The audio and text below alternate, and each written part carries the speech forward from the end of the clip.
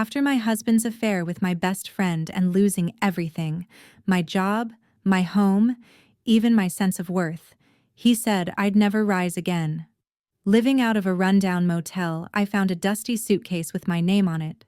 Inside was $70,000 cash, a flight ticket, and a note. This is just travel money. The real fortune is waiting at this address. When I arrived, what I saw changed everything. 7 months ago, I had a marriage, a job, and a best friend I trusted with my life.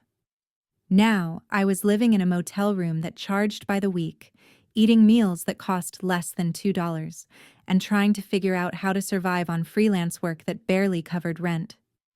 My husband Jason had been sleeping with my best friend Nicole for who knows how long. When I caught them, everything fell apart so fast it felt coordinated. I lost my job within 2 weeks. The divorce left me with almost nothing. Friends stopped returning my calls.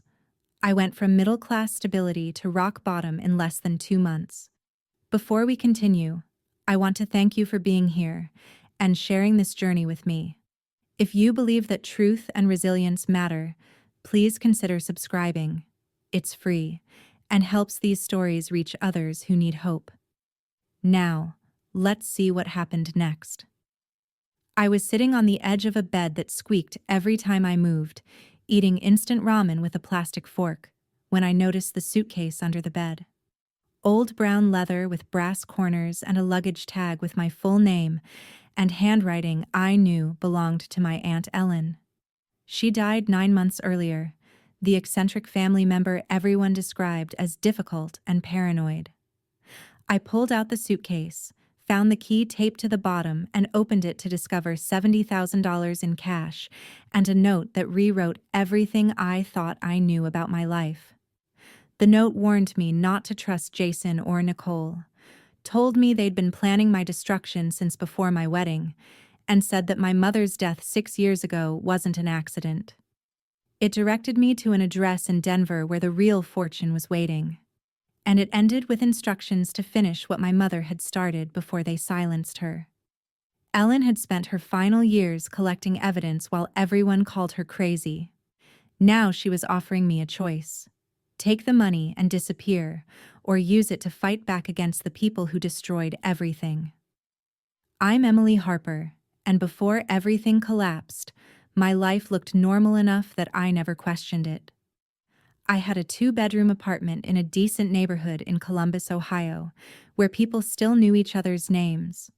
Mrs. Lee down the hall always smiled when she saw me. The maintenance guy actually showed up when something broke. The apartment wasn't fancy. The walls were thin enough that I could hear our neighbors watching television at night. And the carpet had stains from previous tenants that wouldn't come out no matter how much I scrubbed. But Jason and I had painted the living room together. Spent an entire Saturday assembling furniture from flat pack boxes, and hung wedding photos on the wall where afternoon light made everything look warmer than it actually was. I worked as a marketing coordinator at Donovan & Partners, a mid-sized firm downtown that handled campaigns for local businesses. Small stuff, mostly social media strategies for family restaurants, website redesigns for dental offices, email marketing for boutique shops that could barely afford our services. It wasn't the career I'd imagined when I graduated college with dreams of working for major brands, but it paid $48,000 a year plus benefits. That was enough to cover my half of rent and groceries, with a little left over for the occasional dinner out when Jason and I wanted to pretend we had more disposable income than we actually did. My boss, Michael Donovan, was professional but distant. The kind of supervisor who complimented your work in meetings but never quite promoted you. He remembered to ask about your weekend, but never actually listened to the answer. I'd been there for years, consistently receiving performance reviews that praised my reliability while somehow never translating into raises or advancement, but I didn't question it. I showed up every morning at 8:30, made coffee in the break room using the machine that always sputtered, sat at my desk with its view of the parking lot, and did my job. It felt stable, predictable, safe. Jason worked as a business consultant, or that's what he told me. His schedule was irregular in ways that seemed normal for someone in his field. Late nights finishing proposals, weekend trips to meet startup founders in Phoenix or San Diego, conference calls at odd hours with East Coast clients. He'd come home exhausted, kiss my forehead, heat up whatever leftovers were in the fridge, and fall asleep on the couch with his laptop still open. I'd cover him with a blanket and feel this strange mixture of affection and loneliness, proud that he worked so hard while resenting how little time we actually spent together. We'd met 7 years ago at a dinner party thrown by mutual friends. Or at least that's what I'd always believed. Jason had been charming that night. He asked questions about my work and actually listened to the answers. He made jokes that were clever without being mean. He offered to help clean up after dinner when everyone else had moved to the living room. He asked for my number at the end of the evening, and I gave it to him while trying not to appear too eager. Our courtship felt natural and easy, like we'd been designed to fit together. Dinners at casual restaurants, walks through the city, lazy Sunday mornings reading newspapers in bed. He proposed after 18 months, getting down on one knee in the same park where we'd had our third date. I said yes, without hesitation, because I couldn't imagine a reason to say no. But things had changed over the past 2 years. Subtle shifts that I noticed but convinced myself were normal. Jason became more protective of his phone, tilting the screen away when I walked past, taking calls in the other room, setting it face down on the table during dinner. He was vaguer about his work projects, offering broad descriptions instead of the detailed stories he used to share. He picked fights over small things, the way I loaded the dishwasher, whether we needed organic vegetables or regular ones, how much time I spent talking to Nicole. Nicole had been my best friend since college, back when we were both broke students splitting packages of ramen and talking about the futures we'd build someday. She'd been my maid of honor, standing next to me in a bridesmaid dress we'd picked out together, crying during the ceremony in a way that made me cry too. She helped us move into our apartment, carrying boxes up 3 flights of stairs and making jokes about how much stuff we'd accumulated. Every Thursday night for the past 5 years, she came over with a bottle of wine, and we'd sit on my couch talking about everything. Work frustrations, her latest dating disasters, my concerns about whether Jason and I were drifting apart. She listened with what seemed like genuine sympathy, nodding in all the right places, saying things like, "All marriages go through phases, and you two just need to reconnect." She told me how lucky I was to have found someone like Jason, how most men weren't as supportive or steady, how I shouldn't take for granted what I had. I believed her because questioning your best friend feels like questioning reality itself. If you can't trust the person who's been beside you through every major life event for over a decade, then who can you trust? My mother, Kathleen, had died 6 years earlier in a car accident on a rainy night. Her vehicle wrapped around a tree on a road she'd driven hundreds of times. The police said she'd been going too fast, possibly fell asleep at the wheel. My Aunt Ellen, my mother's older sister, insisted something was wrong with the official story. But everyone dismissed her concerns as grief talking. Ellen had always been the difficult one, the family member who showed up to gatherings with pamphlets about corporate corruption and warnings about trusting the wrong people. When she died 9 months ago, alone in her house surrounded by filing cabinets and old newspapers, I felt guilty for not visiting more, for not taking her seriously, for writing her off as paranoid when maybe she'd just seen patterns the rest of us were too comfortable to notice. I went to work every day, paid my bills on time, kept the apartment clean, tried to be a good wife, did everything right according to the unwritten rules of middle-class respectability. I thought that if I just worked hard enough, trusted the right people, and played by the rules, I'd be protected from the kind of chaos you read about happening to other people. I thought that doing everything right mattered, that loyalty meant something, that The life I'd built was real and solid and mine. Looking back now from this motel room with its cigarette-stained walls and bed that squeaks with every movement, I can see how naive that was.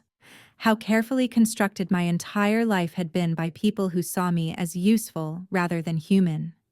How every relationship I'd trusted had been performance art designed to keep me compliant and unsuspecting.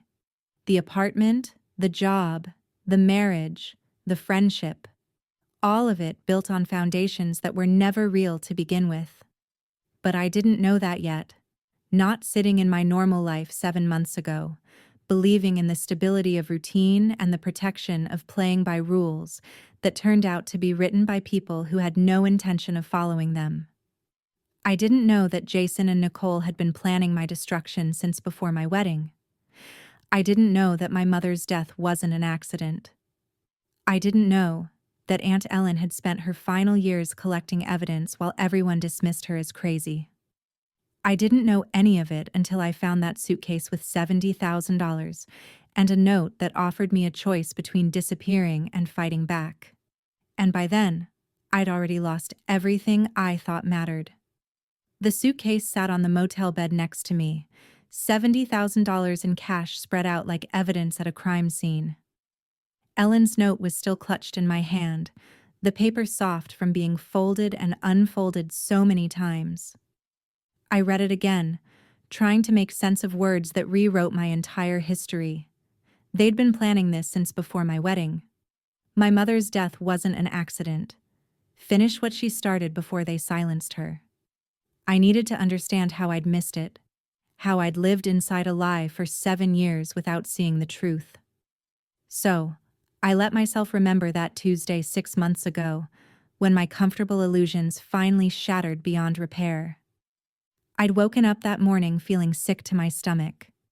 Not the kind of nausea that comes from bad food or the flu, but something deeper. A wrongness that sat in my chest and made it hard to breathe properly. I tried to ignore it, going through my normal routine. Shower, puffy toast that I couldn't finish, getting dressed for work while Jason slept in because he'd said he had a late meeting the night before and needed to rest.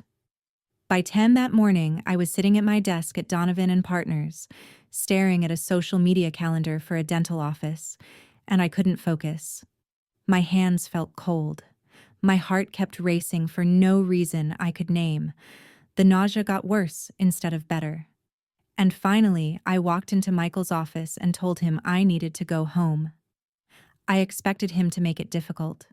Michael wasn't the kind of boss who appreciated people leaving in the middle of the day, even when they were legitimately sick. But he just looked at me with an expression I couldn't read and said, "Feel better," in a tone that made the hair on the back of my neck stand up, like he already knew something I didn't, like he was relieved I was leaving. The drive home took 20 minutes through midday traffic. I kept the radio off because noise felt like too much to handle. My hands shook slightly on the steering wheel. I told myself I was being ridiculous, that I probably just had a stomach bug, and anxiety was making it worse. But the dread kept growing with every block I drove, this certainty that something was wrong, even though I had no logical reason to feel that way. When I pulled into the parking lot of our apartment building, I saw Nicole's car in a visitor spot. A silver Toyota Camry that I'd been in hundreds of times. She had a key to our apartment and sometimes stopped by during the day if her internet was acting up, and she needed reliable Wi-Fi for work. It shouldn't have been strange to see her car there. But on a Tuesday afternoon, when Jason was supposed to be at the office and Nicole was supposed to be working from her own apartment, something about it felt wrong.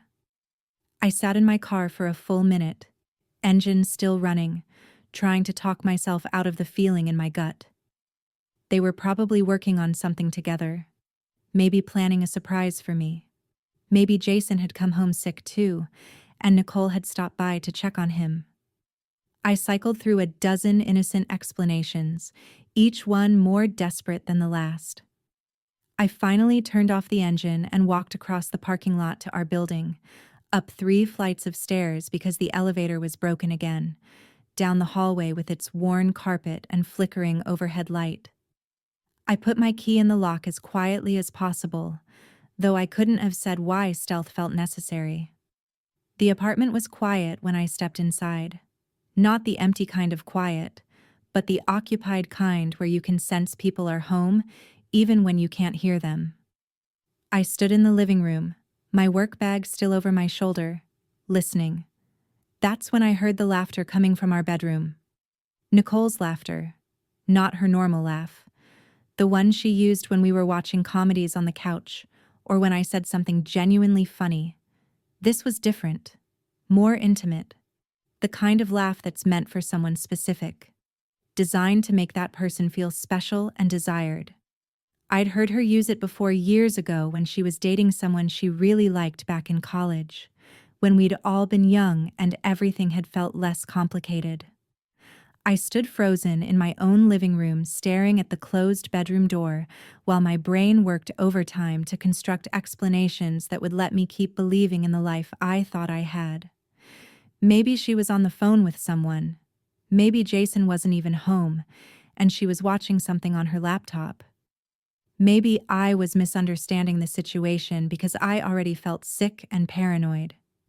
But I knew somewhere beneath all the desperate rationalizations, I already knew what I was going to find when I opened that door. I crossed the living room, each step feeling like it took an hour. I didn't knock. Why would I knock on my own bedroom door in my own apartment? I just turned the handle and pushed it open. Jason and Nicole were in my bed, tangled in the gray sheets I'd washed 3 days earlier, looking at each other with the kind of intimacy that doesn't develop in an afternoon or even a week. This was familiar territory for them. Comfortable routine. When they saw me standing in the doorway, the first emotion on Nicole's face wasn't shame or guilt. It was annoyance, like I was the one interrupting something important, rather than discovering that my husband and my best friend had been systematically betraying me. She didn't scramble to cover herself. She didn't apologize. She just looked at me with this expression that said, "Why are you making this dramatic when you should have seen this coming?" Jason got out of bed and pulled on his jeans with the kind of practiced efficiency that told me this wasn't the first time he'd had to get dressed quickly in an awkward situation. That realization landed harder than the initial shock of finding them together. This wasn't a spontaneous mistake. This wasn't a moment of weakness or poor judgment. This was routine for them. Practiced. Something they'd done enough times that the mechanics of it had become smooth and automatic. He looked at me with an expression that was somehow worse than guilt would have been. It was impatience mixed with relief. Like this confrontation was an inconvenience, but also something he'd been waiting for because pretending had gotten tiresome. He said in that calm voice he used when he thought I was being unreasonable. "We need to talk about this like adults. This isn't what it looks like." The absurdity of that statement almost made me laugh. It was exactly what it looked like. But he stood there in our bedroom in the middle of being caught in the most obvious betrayal possible and tried to gaslight me into questioning my own eyes, like I was the one creating a problem by refusing to accept his reframing of reality. Nicole sat up, holding the sheet around herself with a modesty that would have been funny if it hadn't been so insulting. She had the nerve to look at me with something close to pity. "We didn't want you to find out this way," she said, like there was a good way to discover your husband and best friend were having an affair.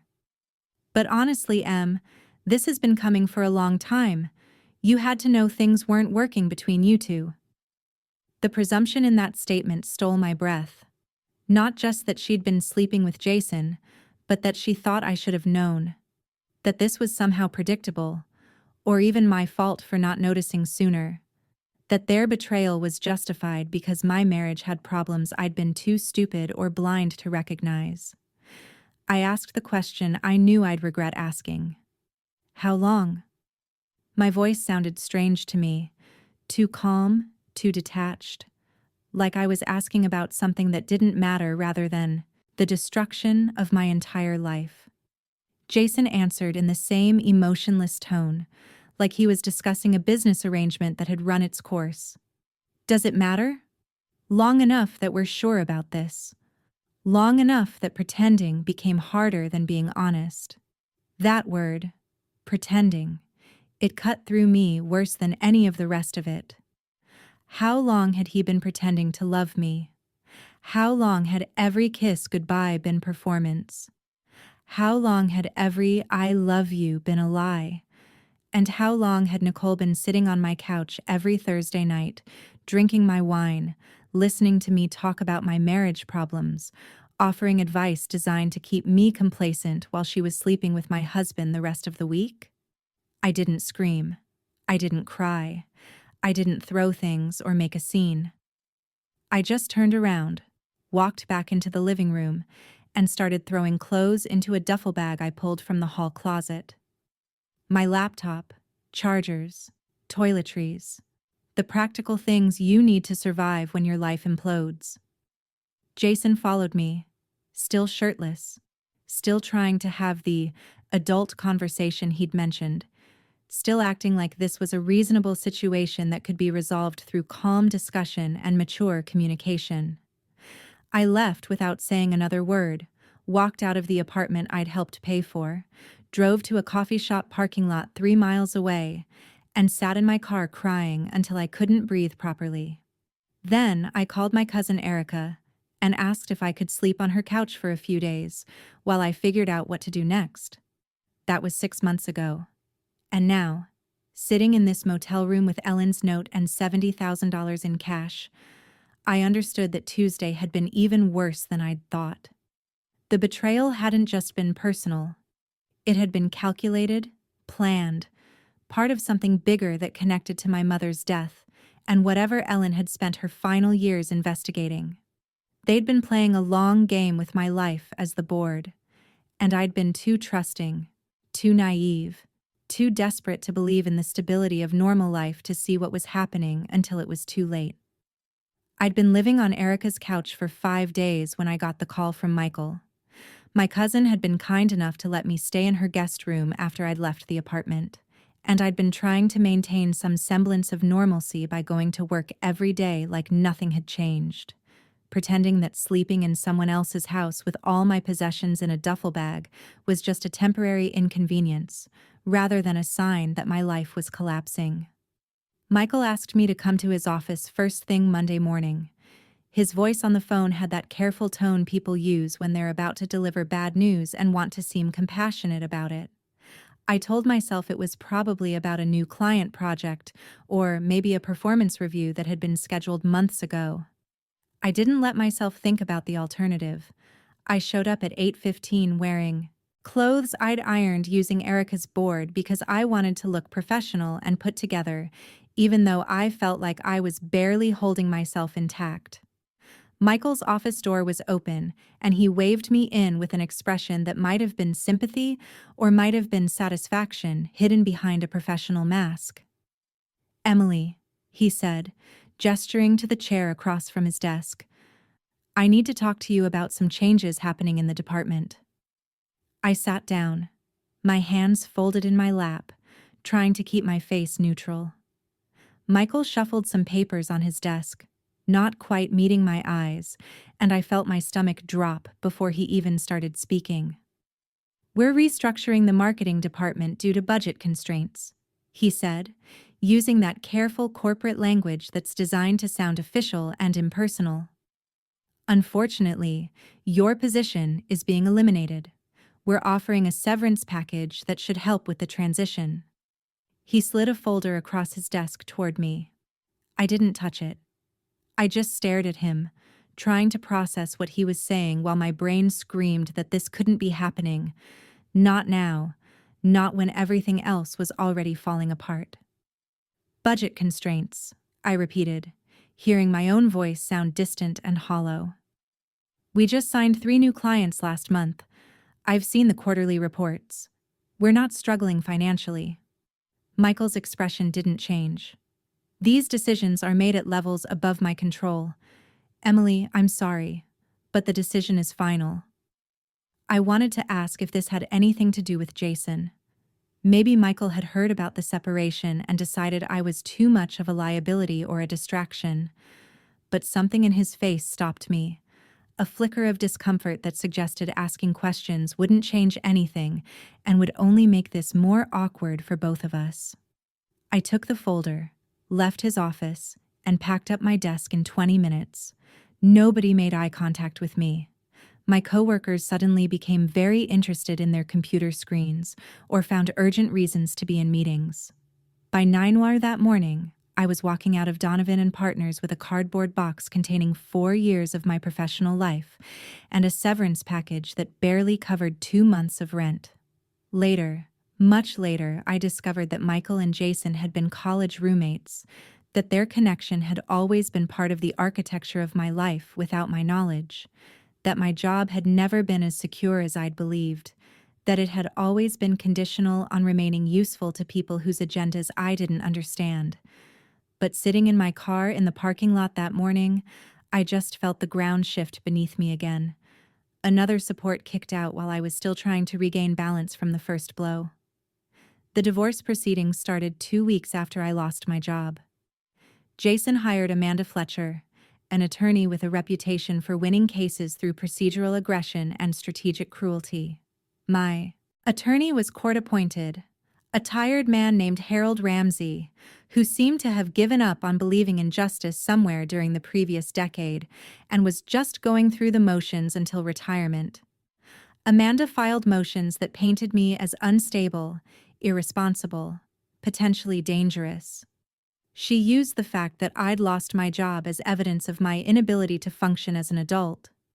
She pointed to my temporary housing situation, the fact that I was sleeping on my cousin's couch, as proof that I couldn't manage my own life. Every detail of my current circumstances became ammunition in a legal strategy designed to justify why Jason deserved to keep everything while I deserved nothing. The judge presiding over our case was William Hargrove, a man in his late 50s who had an efficient way of moving through his docket that suggested he'd already made his decisions before hearing any actual testimony. Every motion Amanda filed, Judge Hargrove approved.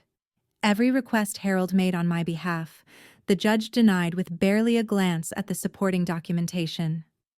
Jason kept our apartment because his name was listed first on the mortgage, even though I'd contributed equally to the down payment and monthly payments for 5 years. He kept our car because I'd missed 2 payments during the chaos following my job loss. He kept the furniture we'd bought together, the savings account we'd built together, the retirement funds I'd contributed to for years. The settlement left me with my clothing, my laptop, and barely enough money to cover 3 months of rent at any apartment I could actually afford. The worst part wasn't losing the material possessions or even the financial devastation. It was watching Nicole take the stand as a character witness against me. She wore a navy blue designer suit that I recognized immediately. We'd picked it out together 2 years earlier during a shopping trip where we'd spent an entire afternoon trying on clothes and laughing in dressing rooms. She'd asked my opinion on that exact suit, and I'd told her it made her look professional and confident. Now she was wearing it to testify against me in divorce court. She sat in the witness stand with perfect posture, her hands folded in her lap, and lied with the kind of conviction that comes from practice. She told Judge Hargrove that I'd been unstable for months, that I'd made concerning comments about self-harm that had worried her, that I'd become increasingly paranoid and difficult to be around, that Jason had stayed in the marriage out of obligation and fear rather than love. None of it was true. Not a single word. But Nicole delivered each lie with perfect emotional calibration, her voice breaking slightly at the right moments, her expression showing concern mixed with reluctance, like testifying against me was painful but necessary for my own good. Judge Hargrove listened with an expression of concern, nodding sympathetically, taking notes. When Harold tried to cross-examine her about her relationship with Jason, Amanda objected before he could even finish the question. The judge sustained it immediately, cutting off any line of inquiry that might establish when the affair had actually started or reveal that Nicole's testimony might be motivated by something other than concern for my well-being. I sat at the defendant's table watching my best friend of over a decade systematically destroy what was left of my credibility. And I understood that this had been coordinated. The affair, the job loss, the divorce proceedings, all of it timed and executed with precision that went beyond coincidence. After the divorce finalized, Erica let me stay in her guest room for 3 weeks before her husband Daniel started making pointed comments about how I needed to get my life together. He never said it directly to me, but I'd hear him talking to Erica in their bedroom at night, his voice carrying through the thin walls. "She can't stay here indefinitely. You're not helping her by letting her avoid dealing with her situation. She needs to find her own place and start rebuilding instead of hiding here." Erica would defend me in a tired voice that suggested she was running out of arguments. "She's going through a difficult time. She just needs a little more support until she gets back on her feet." But I could hear the doubt creeping into her voice, the exhaustion of dealing with someone else's crisis. I started looking for anywhere else to go before Erica had to ask me to leave, and we both had to pretend it wasn't uncomfortable. My former colleague Donna offered her couch for 10 days. Then she decided my presence was bringing negative energy into her space, and she needed to focus on her own mental health. A friend from college said I could stay with her for a week, then remembered she had family visiting and needed the spare room. Another friend let me sleep on her couch for 5 days before her roommate complained about having a stranger in their apartment. Everyone was sympathetic right up until sympathy became inconvenient. Right up until supporting me required actual sustained sacrifice, rather than just kind words and temporary gestures. Then suddenly they remembered prior commitments, family obligations, personal boundaries that meant I needed to become someone else's problem. I understood it on some level. Nobody wants to live with someone else's crisis indefinitely. Nobody wants their home to become a shelter for a friend who can't get her life together. But the speed with which people retracted their support taught me something about how conditional most relationships really are, how quickly compassion expires when it becomes uncomfortable. When I finally scraped together enough money from freelance social media work to pay for a weekly rate at the Starlight Motel, it felt less like hitting rock bottom and more like finally finding ground that wouldn't shift beneath me. At least the motel didn't pretend to care. At least Rosa at the front desk didn't offer false comfort or temporary sympathy that would evaporate when I became inconvenient. Room 14 became my address, my home, the place where I'd eventually find a suitcase containing $70,000 and a note that explained why my destruction had been so systematic and so complete. Room 14 at the Starlight Motel became my address 3 days after the last friend stopped returning my calls. I'd scraped together $200 from freelance social media work for a local bakery and a pet grooming business, both of which paid in irregular installments that arrived weeks after I'd submitted invoices. The motel sat off Highway 71, the kind of place where the weekly rate was displayed more prominently than the nightly rate, and the sign out front had been missing letters for so long that nobody bothered to fix it anymore. The woman at the front desk had a name tag that said Rosa, and an expression that suggested she'd witnessed this exact scenario thousands of times before. Women alone with duffel bags and desperate eyes paying weekly rates while pretending this was temporary.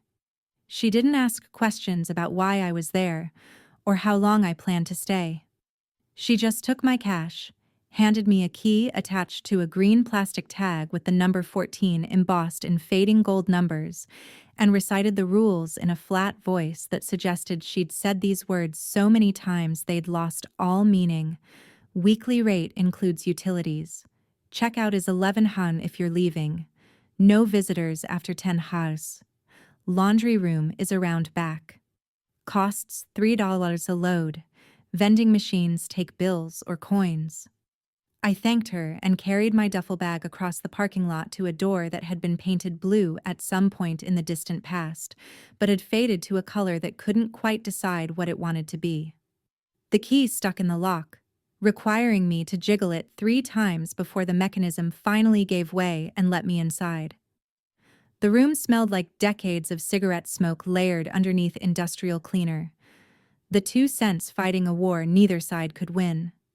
The carpet was a brown pattern designed to hide stains, which meant it was probably hiding decades worth of them. The bed sagged in the middle like it had given up on supporting anything, including people's hopes. A small table sat next to the window with 2 mismatched chairs, and a television from the early 2000s sat on a dresser with drawers that didn't close properly. The bathroom was tiny, with a shower stall that had seen better years, and a mirror that made everything look slightly yellow. This was home now. This was what my life had been reduced to. A room that charged by the week in a motel where nobody asked questions, because asking questions might require caring about the answers. I tried to establish some kind of routine to keep myself from completely falling apart. I woke up early, made instant coffee using the small coffee maker that came with the room, and spent mornings applying for jobs online, marketing coordinator positions, social media manager roles, anything that seemed remotely related to my experience and qualifications. I sent out dozens of applications every week, customizing cover letters and updating my resume to match whatever the job posting seemed to value most. Nobody called back. Nobody even sent rejection emails.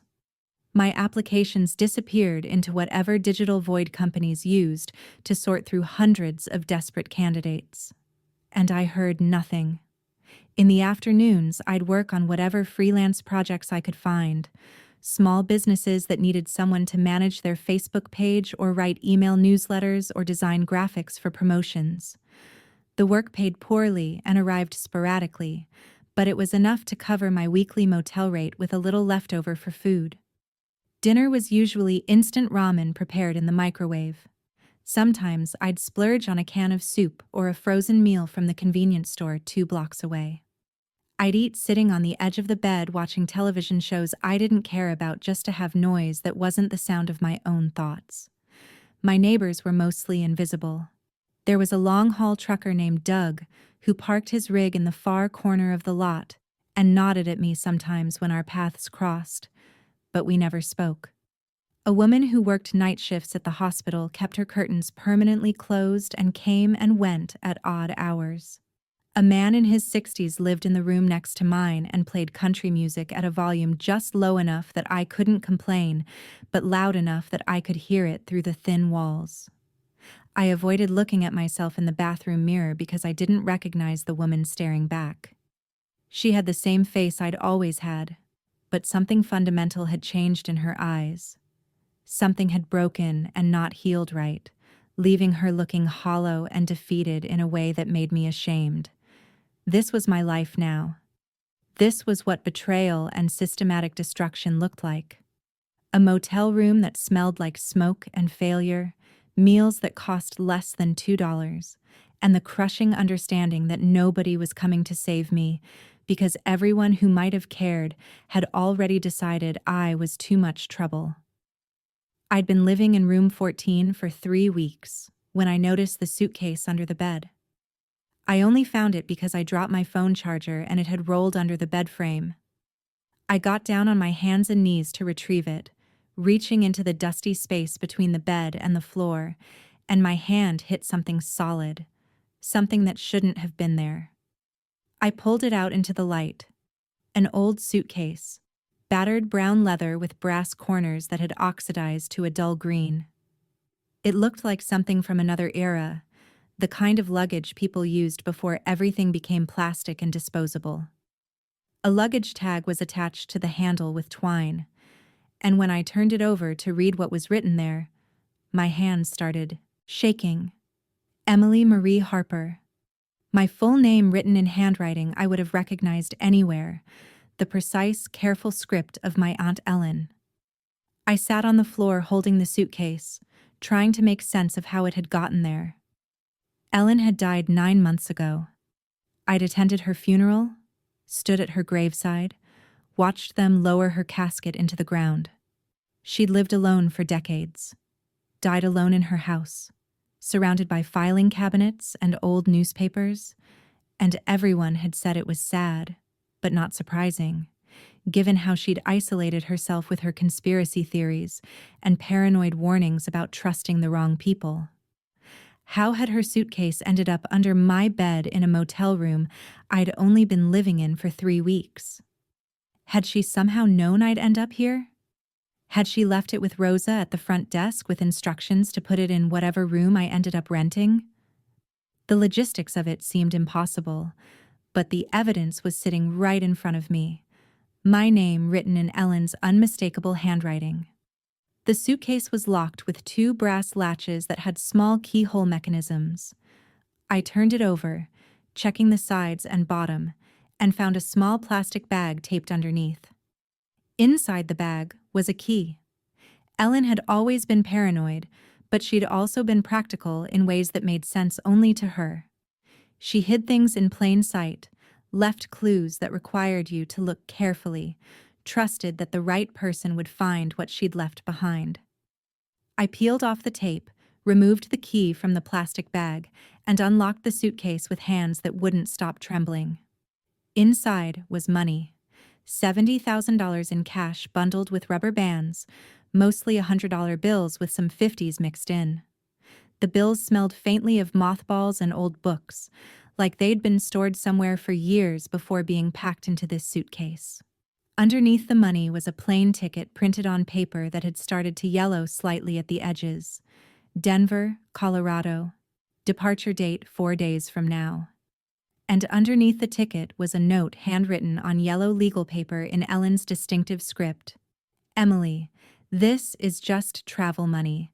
The real fortune is waiting at this address. Don't trust Jason. Don't trust Nicole. They've been planning this since before your wedding. Finish what your mother started before they silenced her. The truth is important. Use it wisely. I read those words 3 times, each reading making them feel more impossible and more true at the same time. Don't trust Jason. Don't trust Nicole. They'd been planning this since before my wedding. My mother, Kathleen, had died 6 years ago in what everyone said was a car accident. Late night on a rainy road, her car wrapped around a tree on a route she'd driven hundreds of times. The police report said she'd been going too fast, possibly fell asleep at the wheel. A tragic accident, but nothing suspicious. Ellen had insisted something was wrong. She'd stood at the funeral, pulled me aside during the reception, and told me in an urgent whisper that my mother had been investigating financial fraud at the pharmaceutical company where she worked, that her death was too convenient, that the timing didn't make sense, that I needed to be careful about who I trusted. I dismissed it as grief twisting into paranoia. Ellen was always seeing conspiracies, always warning about corporate corruption, always handing out pamphlets about things nobody else believed were real problems. We'd all learned to nod politely and change the subject. Now I was sitting on the floor of a motel room holding $70,000 in cash and a note that said my aunt had been right about everything. I spent that night in room 14 staring at the money and the note, unable to sleep, unable to think about anything except the choice Ellen was forcing me to make. By morning, I decided I wasn't running. I was done being the person things happened to. I was done disappearing while the people who destroyed my life got to move forward without consequences. I packed my duffel bag with the few possessions that mattered. Some clothes, my laptop, the $70,000 bundled in a waterproof bag. I left a note for Rosa at the front desk saying I'd paid through the week but wouldn't be returning. And she looked at me with an expression that might have been concern or might have been relief that her weekly tenant problem was solving itself. "Good luck," she said, which could have meant anything. The flight to Denver left early on a Thursday morning from a regional airport 40 minutes away. I'd booked it using Ellen's cash and spent the entire drive there trying not to think about what I was actually doing. Flying across the country to follow instructions from a dead aunt who everyone had called paranoid, chasing a conspiracy theory that connected my husband's affair to my mother's death 6 years ago, believing that the systematic destruction of my life was part of something bigger and more calculated than simple betrayal. When I said it like that, it sounded crazy. But Ellen's note was in my bag, and the money was real, and the plane ticket had my name on it. Crazy or not, I was going. The airline was one of those budget carriers that charge extra for everything, including the right to breathe. Or at least, that's how it felt when they tried to make me pay $15 to bring a duffel bag that weighed less than most toddlers. I paid because arguing wasn't worth the energy, then spent 3 hours wedged between a businessman in an expensive suit who monopolized both armrests like he'd paid extra for the privilege, and a college kid who watched videos on his phone without headphones like some kind of sociopath. I didn't sleep. The seats were designed by people who actively hated the human spine, but that wasn't really why I stayed awake. My mind wouldn't stop cycling through questions that had no easy answers. What had my mother discovered that made her dangerous enough to kill? How deep did Jason and Nicole's involvement actually go? Had any part of my relationship with Jason been real, or had it all been performance from the very beginning? Were there genuine moments mixed in with the lies, or had every kiss and every declaration of love been calculated manipulation? The businessman next to me kept glancing at the duffel bag I held on my lap, probably wondering why I was clutching it like it contained something irreplaceable instead of storing it in the overhead compartment like a normal person.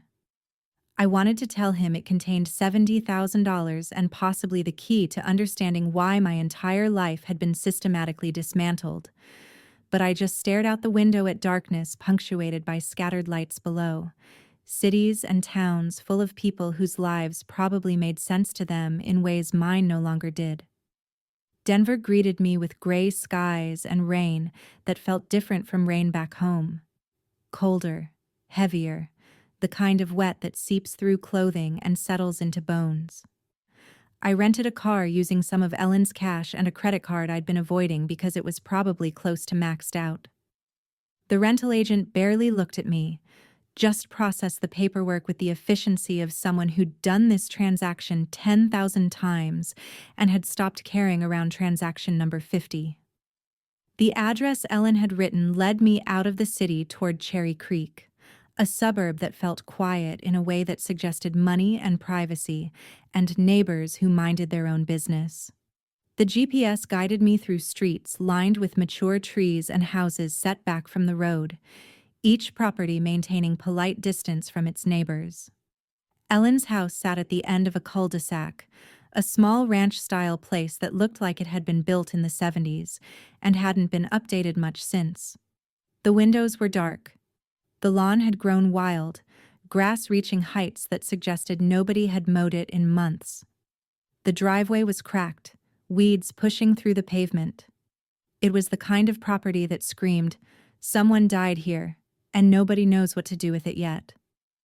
I parked in the driveway and sat in the rental car for a full minute, engine running, trying to decide if I was actually brave enough to go through with this. Ellen's note had given me an address and told me the truth was waiting here. But what if the truth was worse than the lies?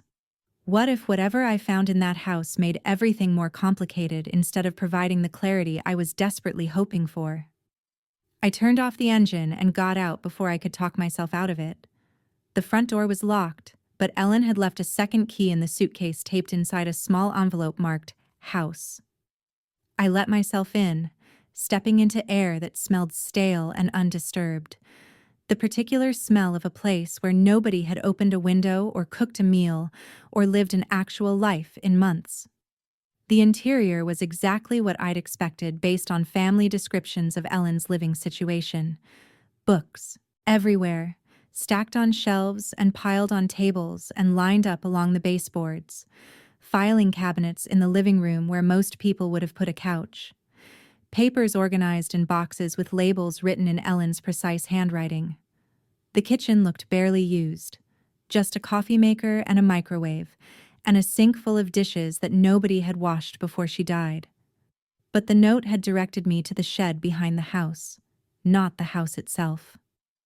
I walked through to the back door and stepped into an overgrown yard where grass and weeds had taken over what might have once been an attempt at a garden. The shed sat in the far corner, a structure maybe 10 FTX 12 FT, with newer locks on the door than anything else on the property. That detail stood out immediately. Everything else looked old and neglected, but those locks were recent, industrial, the kind of hardware you use when you're protecting something that matters. I used the third key Ellen had left, this one marked shed, and the lock opened smoothly, like it had been recently maintained. Inside the shed was organized in a way that made the house look chaotic by comparison. Filing cabinets lined one wall, each drawer labeled with years spanning from the 1980s to last year. Boxes were stacked along another wall, indexed with the kind of precision you'd find in a professional archive. And in the back corner, partially hidden under a tarp and some strategically placed paint cans, there was a trapdoor set into the floor. I moved the paint cans and pulled back the tarp. The trapdoor had a handle and a lock. And when I tried the fourth key Ellen had left, it opened to reveal a ladder descending into darkness. I turned on my phone's flashlight and climbed down into what turned out to be a crawl space that had been converted into a climate-controlled evidence room. The space was maybe 7 FT tall and 15 FT square, lit by battery-powered LED strips that flickered on when I reached the bottom of the ladder. The air was cool and dry, maintained by a dehumidifier that hummed quietly in the corner.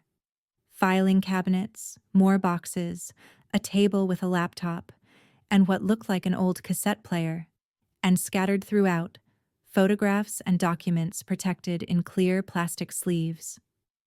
Ellen had spent years building this, a secret archive documenting something she believed was worth preserving, even if everyone thought she was paranoid for doing it. I started with the photographs because they were right in front of me, arranged on the table like evidence in a trial. The first one I picked up made my hand start shaking so badly I nearly dropped it. My mother, Kathleen, standing between Jason and Nicole at what was clearly some kind of conference. All three of them wearing name tags and business casual clothing, smiling at the camera like colleagues who knew each other well. The banner in the background said Apex Pharmaceuticals Annual Research Summit. The date printed on the bottom of the photo was 8 years ago. 8 years. 2 full years before I'd supposedly met Jason by chance at a dinner party. 2 years before our relationship had started. I stared at that photograph, my brain trying to construct explanations that would let me hold on to any part of the narrative I'd believed about my own life. Maybe they'd met briefly at a conference and forgotten about it. Maybe it was a coincidence. Maybe the photo was mislabeled. But I knew better. This wasn't coincidence. Jason hadn't met me by accident. He'd been positioned in my life deliberately, cultivated as a relationship by people who needed access to my mother and saw me as the easiest entry point. I'd been a target before I'd been a girlfriend, a mark before I'd been a wife. And every moment of intimacy, every declaration of love, every promise about our future together had been performance art in service of something I was only now beginning to understand. I set down the photograph with shaking hands and reached for the cassette player. The cassette player was old, one of those portable models from the 1980s with built-in speakers and a handle for carrying. Next to it sat a stack of cassette tapes, each one labeled in Ellen's handwriting with dates, names, and brief descriptions. I picked up the first tape in the stack labeled Jason Harper and Thomas Reed, March 2019. Discussion of Kathleen Ellis investigation status. My mother's name written there in Ellen's careful script made my chest tighten. I loaded the tape into the player, pressed play, and heard static followed by voices that made my hands go cold. The first voice belonged to Jason. I'd heard that voice every day for 7 years. Listened to it tell me he loved me. Listened to it make promises about our future together.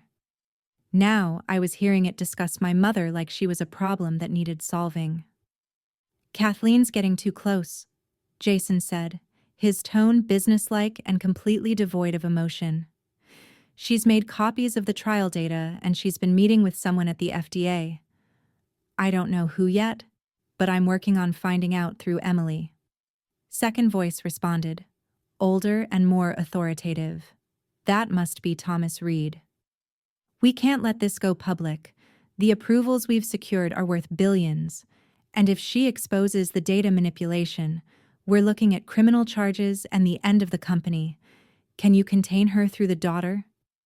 I've tried, Jason said, but Kathleen doesn't discuss work details with Emily. She's protective. Thinks she's keeping her daughter safe by not involving her in whatever she's investigating. It's actually making my job harder because Emily doesn't know anything useful. Then we need to consider other options, Thomas said.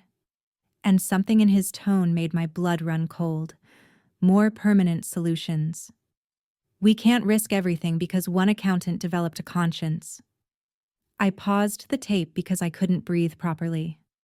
They were discussing killing my mother, planning it like it was a business decision, weighing options and considering strategies. And Jason, the man I'd married, the man I'd built a life with, was part of that conversation. He'd been using me to try to gather information about what my mother knew. And when that didn't work, he'd participated in planning her murder. I forced myself to press play again. There are ways to make it look accidental, Thomas continued. We have people who specialize in this kind of problem. Car accidents happen all the time, especially on rainy nights on dangerous roads. Nobody questions those. What about afterward? Jason asked. If Kathleen dies, Emily's going to be devastated. She'll lean on me for support, which gives me more access to her life. But there's also that aunt, Ellen. She's paranoid and suspicious of everything. If Kathleen dies, Ellen's going to start asking questions. Let her ask, Thomas said dismissively. Nobody takes Ellen Ellis seriously. She's been crying wolf about corporate corruption for decades. If she starts claiming Kathleen's death wasn't an accident, people will just think she's being paranoid again. The key is making sure there's nothing concrete for her to find. We clean up thoroughly, make sure the accident investigation is handled by people we can trust, and move on. The recording continued for another 20 minutes, detailing logistics and contingencies, discussing my mother's murder with the same tone people use when planning a vacation or organizing a work project. When it finally ended, I sat in the silence of Ellen's underground archive, trying to process what I'd just heard. Jason hadn't just been having an affair. He'd been a plant from the beginning, positioned in my life specifically to monitor my mother's investigation into Apex Pharmaceuticals. He'd courted me, proposed to me, married me, all as part of a strategy to gain access to information that might threaten a multi-billion-dollar fraud scheme. And when using me didn't work, when my mother kept her investigation separate from her family life, they'd killed her and made it look like an accident on a rainy night. I found more tapes, conversations between Nicole and someone named Dr. Laura Kim, apparently Nicole's aunt and a senior researcher at Apex. These recordings revealed that Nicole had been assigned to befriend me after my mother's death to make sure I remained isolated and manageable, to monitor whether I showed any signs of investigating what had really happened. Every Thursday wine night had been surveillance.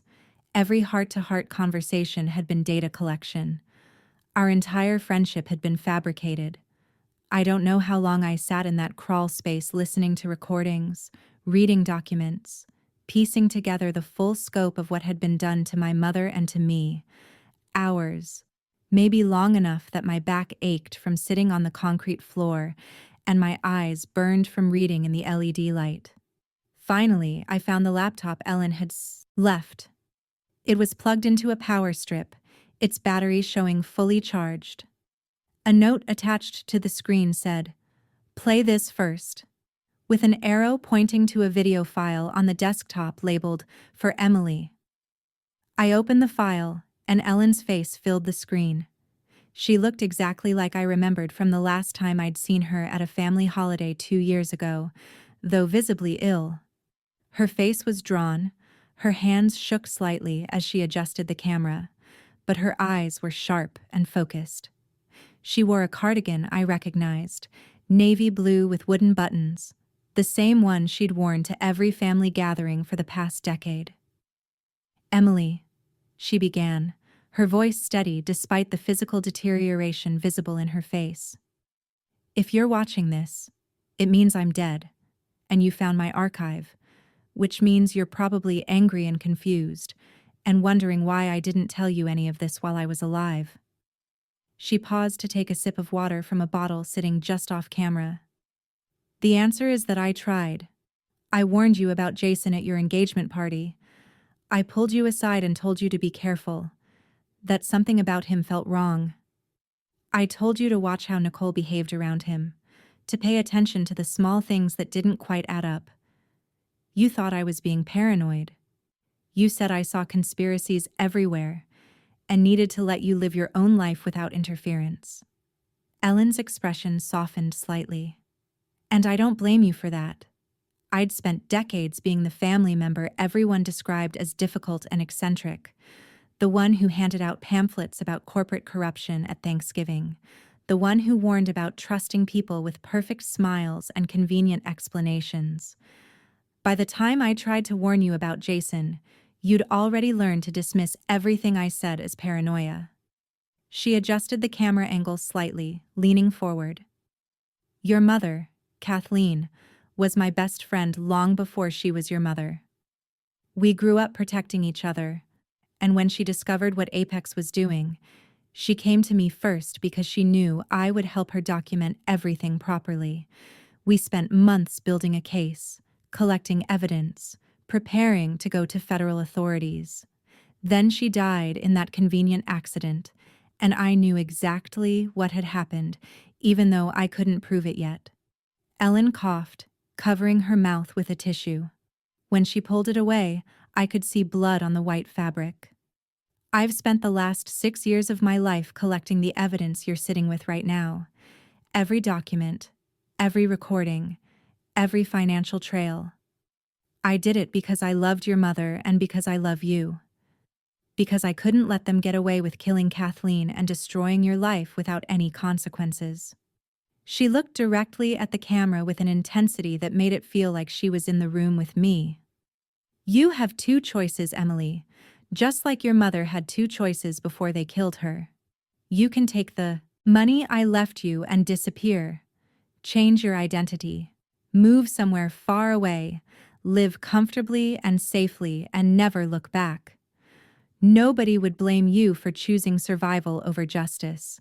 You've already lost so much. You deserve peace, if that's what you want." Ellen coughed again, harder this time, and had to pause for a long moment before continuing. "Or you can fight. You can use everything I've collected and burn these people down. Expose Apex. Expose Jason and Nicole, and everyone who participated in your mother's murder and your destruction. It won't be easy. They have money, lawyers, political connections. You'll be threatened. You'll be harassed. You might be in danger. But Emily, if you fight, you might actually win. And even if you don't win completely, you'll make them pay a price for what they did." She smiled then, that crooked smile I remembered from childhood when she'd sneak me extra cookies or let me stay up past my bedtime reading in her library. "Either way, you'll have a story worth telling. Your mother would be proud of you no matter what you choose, but I think we both know which choice lets you sleep at night." Ellen's expression became serious again. "I love you, Emily. Don't let them win." She reached for something off camera, then looked back at the screen. "Oh, and there's one more thing I haven't mentioned in the written materials. Rocky Mountain Credit Union account number 7743. Password is your mother's employee number from Apex. That's the real fortune. The $70,000 in the suitcase is just travel money. Use what's in that account to fight or use it to run, but for God's sake, use it. The video ended with Ellen reaching toward the camera, and then the screen went black. I sat staring at the blank screen for a long time before I pulled out my phone and searched for Rocky Mountain Credit Union's phone number. The call to Rocky Mountain Credit Union took 45 minutes of navigating automated menus before I finally reached a human being. I gave them the account number Ellen had mentioned, and the representative went quiet for long enough that I thought the call had dropped. "Ma'am," she said finally, her voice suddenly much more professional. "I'm going to need to transfer you to our wealth management division. Please hold." The hold music was classical piano that sounded like it was being played underwater. After what felt like an eternity, a woman named Patricia came on the line and asked me to verify my identity using my mother's employee number as the password. When I gave her the numbers, she paused for a moment before explaining in careful language that Ellen had established a trust in my name. The trust contained stock portfolios, real estate holdings, and intellectual property rights that your mother secured before her death, Patricia said. The total value is approximately $14 million, structured to protect it from legal challenges and ensure that only you can access it. $14 million. The words didn't sound real.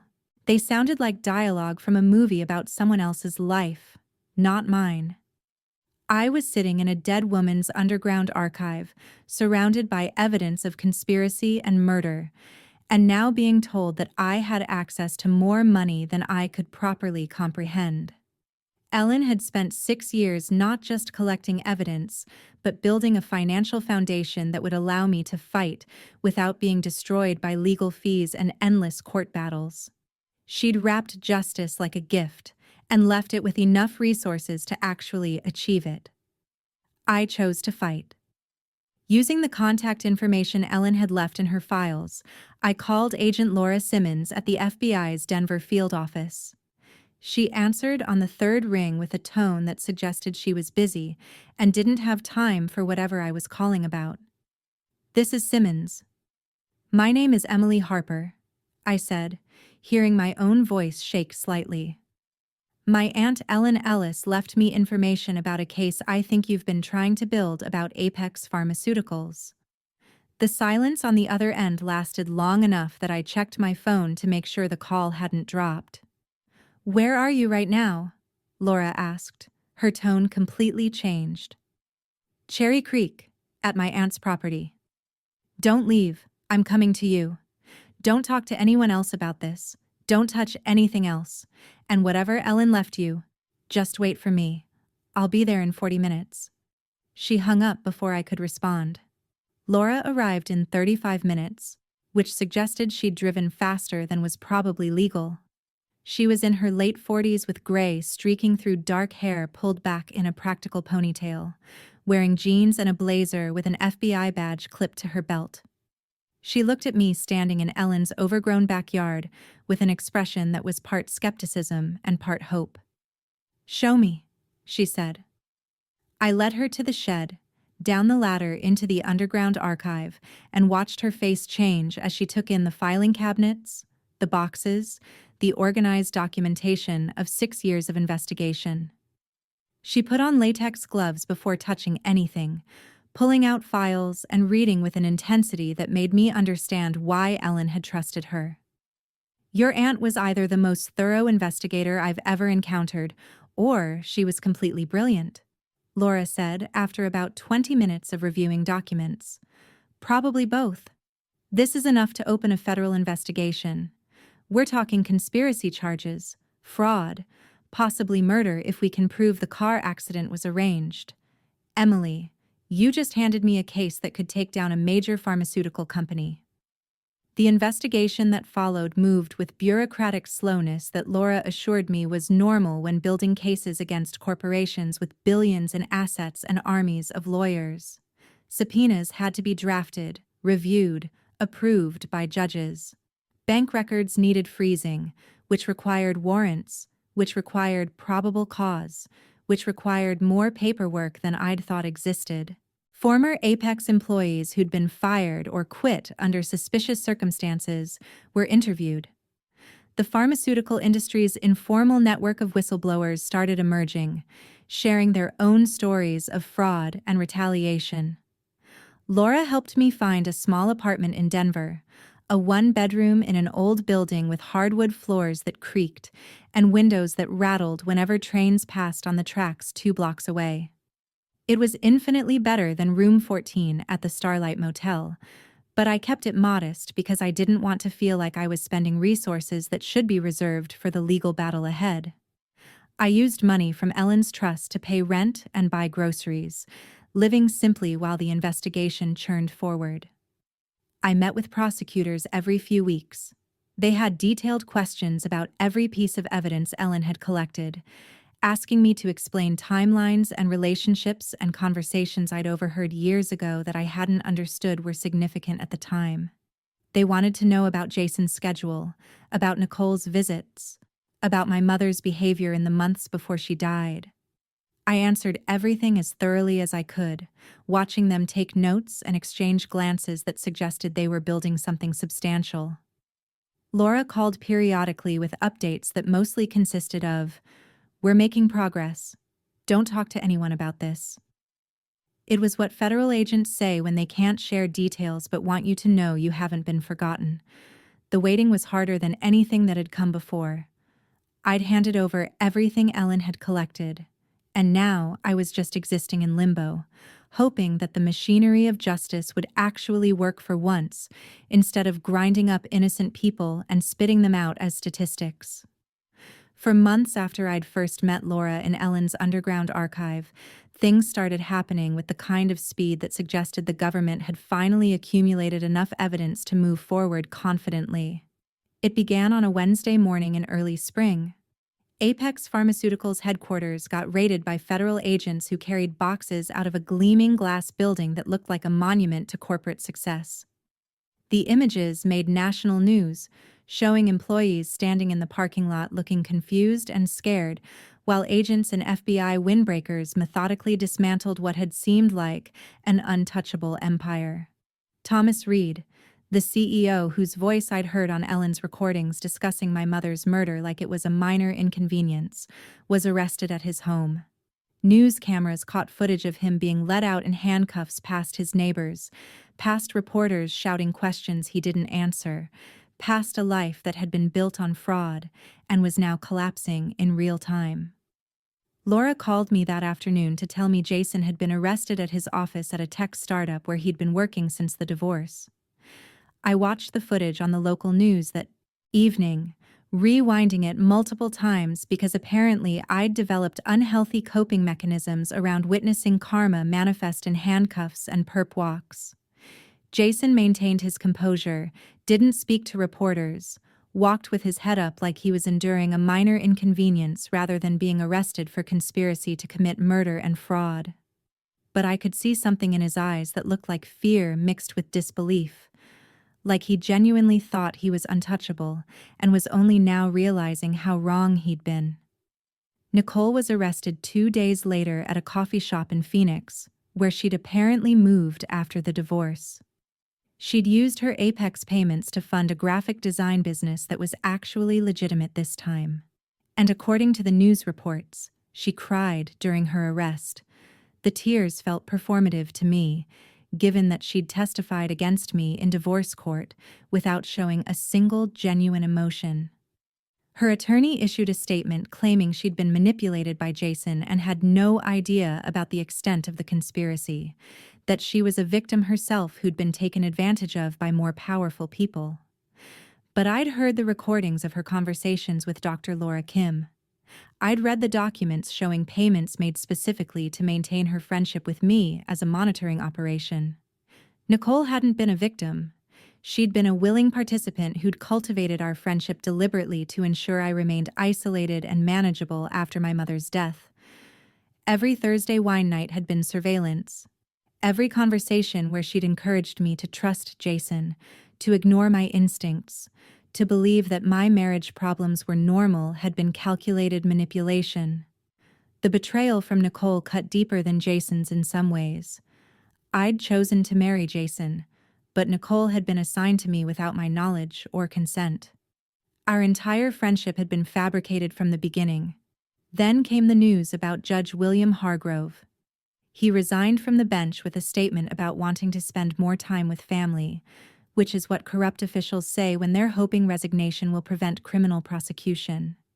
It didn't work. He was indicted 3 weeks later for accepting bribes and manipulating court proceedings.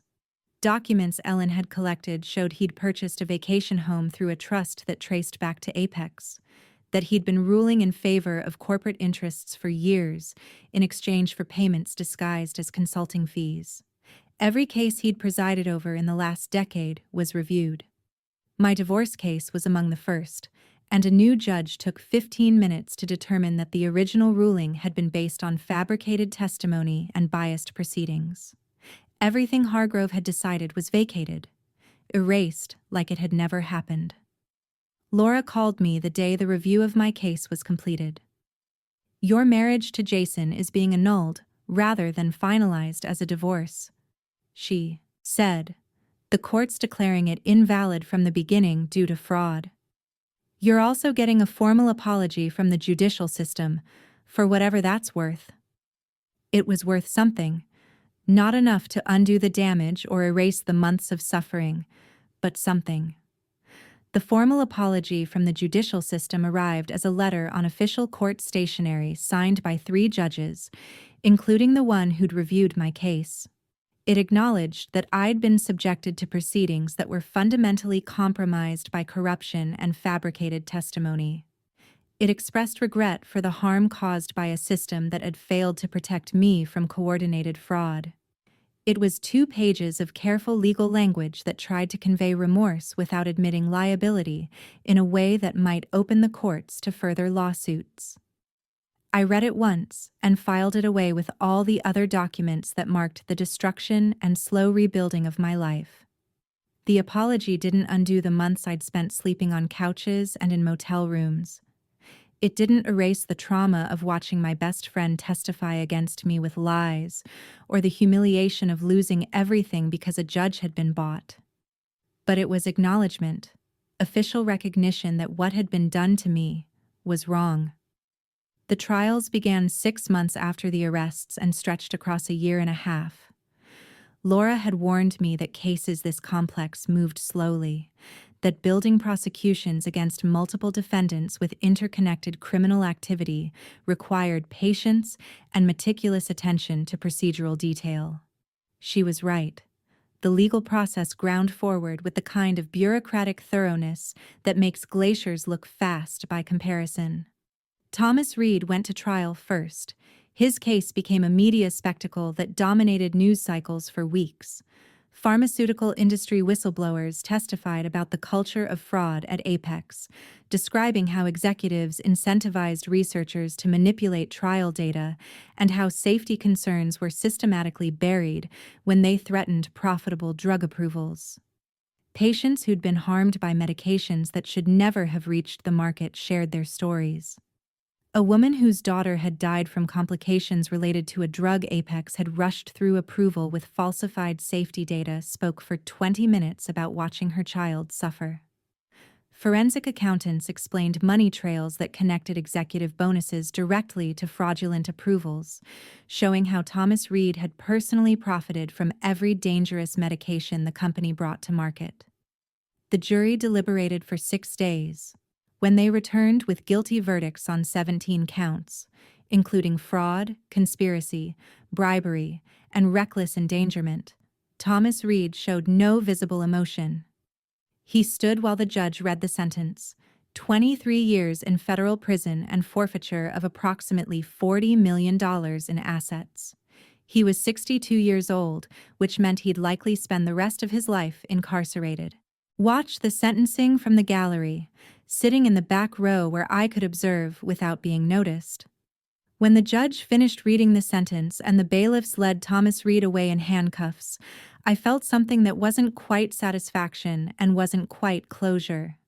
It was more like watching a long mathematical equation finally balance.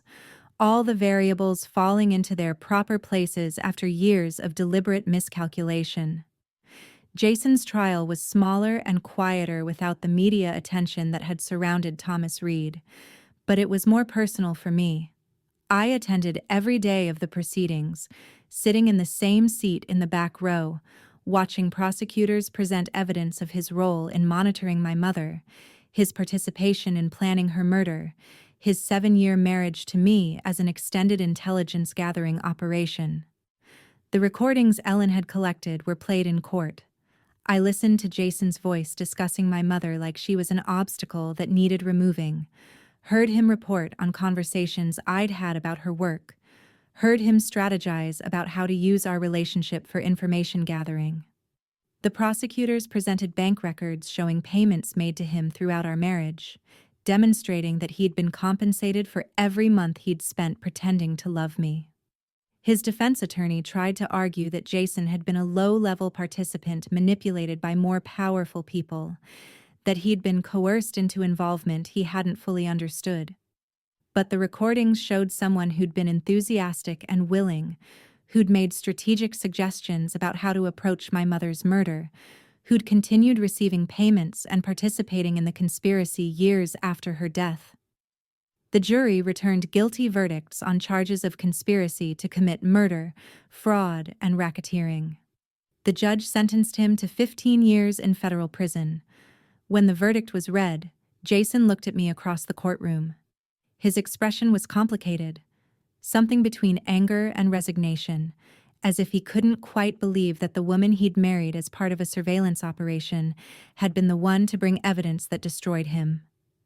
I looked back without blinking, without emotion, because I was done being intimidated by people who'd systematically underestimated what I was capable of when pushed far enough.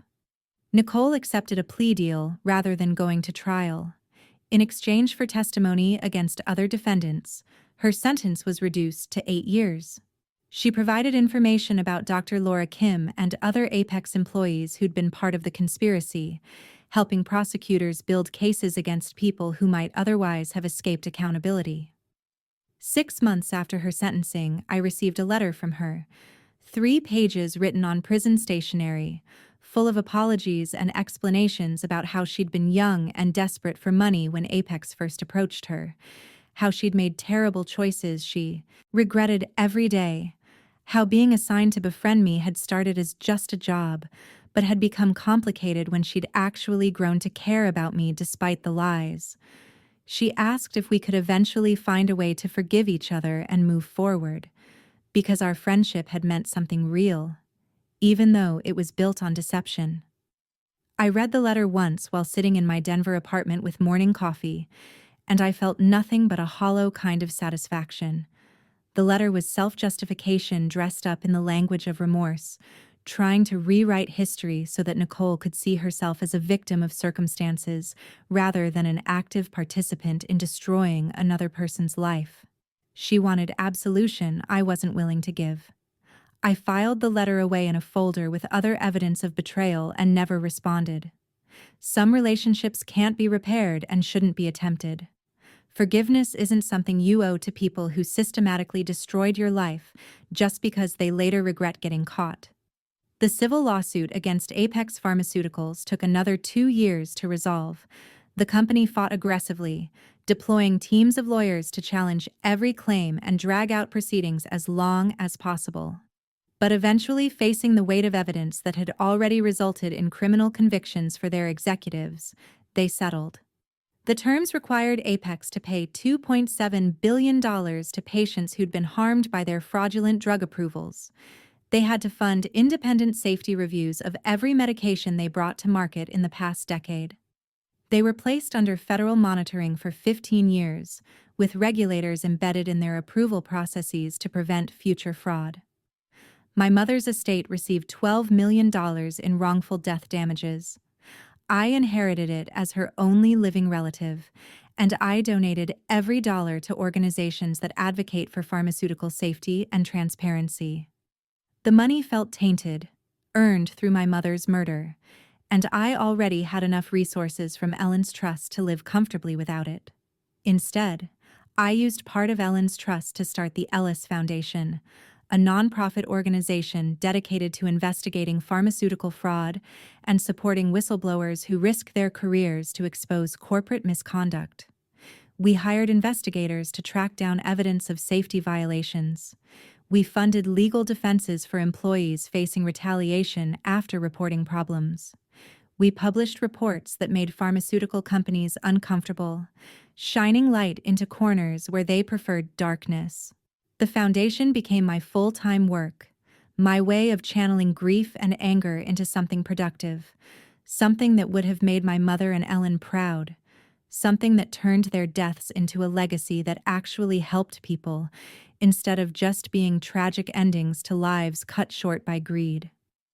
I still think about room 14 at the Starlight Motel sometimes, about sitting on that sagging bed, eating instant ramen with a plastic fork, wondering if I'd ever climb out of the hole my life had become. I keep the receipt from my last week there in my wallet as a reminder that rock bottom is real, that humiliation and betrayal can strip away everything you thought defined you, but they can't actually destroy you unless you let them. Ellen had understood that. She'd spent her final years building a case and assembling resources because she believed truth mattered more than comfort and justice mattered more than safety. She'd been right.